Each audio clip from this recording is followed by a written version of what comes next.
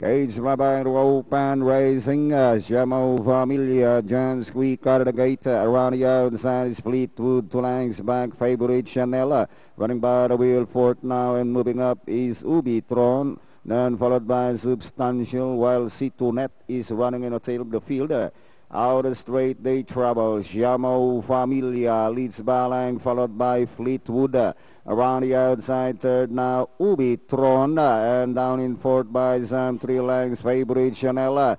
Passing the half mile, Shamo Familia, Ubitron, Fleetwood racing third, down in fourth by another 3 lengths, favorite Chanela. Long way back, C2Net and Substantial. Inside the last 600, Shamo Familia, Fleetwood, Ubitron. Now the outside, but still Shamo Familia, followed by Ubitron and Fleetwood. And favorite Chanel coming close now in fourth.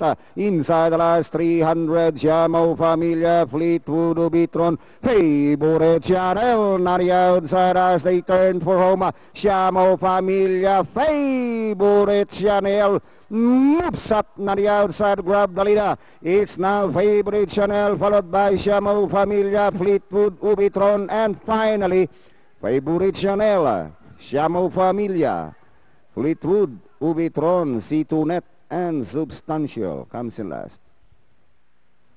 6-2-3-4.